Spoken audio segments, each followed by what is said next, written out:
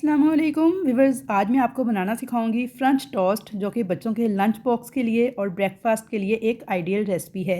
बिल्कुल new style और new technique के साथ आपको बनाना सिखाऊंगी, जो कि बेहद टेस्टी बन के तैयार होते हैं और दिखने में आप देख सकते हैं कितने खूबसूरत लग रहे हैं। खाने में उससे कहीं बढ़ के मज़ेदार थे और गज़ाइयत से भरपूर थे।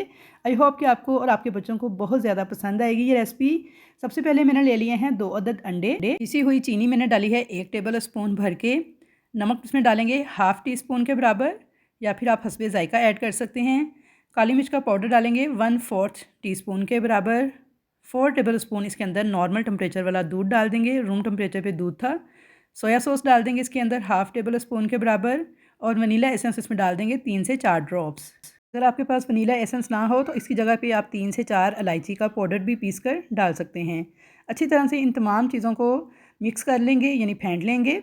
2 से 3 मिनट तक अच्छी तरह से इनको मैंने फेंट लिया था। तो यहाँ पे हमारा बैटर तैयार है। एक मैंने ड्रॉप डाला है इसके अंदर येलो फूड कलर का, आप पाउडर कलर भी यूज़ कर सकते हैं, इससे कलर खूबसूरत आएगा। अगर चाहें तो स्किप भी कर सकते हैं। तो अब हम क्या करेंगे, यहाँ पे लिए हैं मैंने ब्रेड के 3 अदद स्लाइस।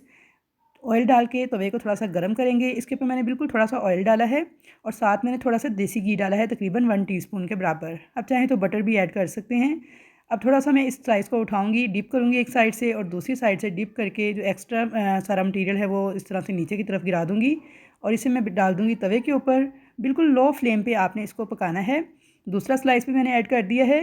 तो आपने इसको पकाते हुए फ्लेम को बिल्कुल लो रखना है। तेज़ फ्लेम पे पकाएंगे कि एकदम से ये जल जाएंगे और ब्लैक हो जाएंगे, लेकिन आप इसे लो फ्लेम पे पकाएंगे तो बहुत ही मज़ेदार बन के तैयार होंगे।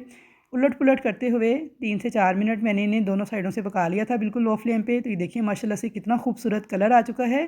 थोड़े थोड़े से ऊपर से क्रिस्पी भी हो गए हैं और कलर भी देखिए कितना खूबसूरत आ चुका है। तो चलिए अब इनको डिश आउट कर लेते हैं। यहाँ पे मैंने ली है वाइट चॉकलेट, कंपाउंड चॉकलेट है ये, मिल्कीज़ फूड वालों की मैं यूज़ कर रही हूँ। आप कोई सी भी वाइट चॉकलेट यूज़ कर सकते हैं जो इस तरह कंपाउंड शक्ल में हो। थोड़ी सी मैंने क्रश करके इसके ऊपर ऐड कर दी है। और अब थोड़ा सा मैंने लिया है शहद, उसे भी इस तरीके से इसके ऊपर डाल देंगे।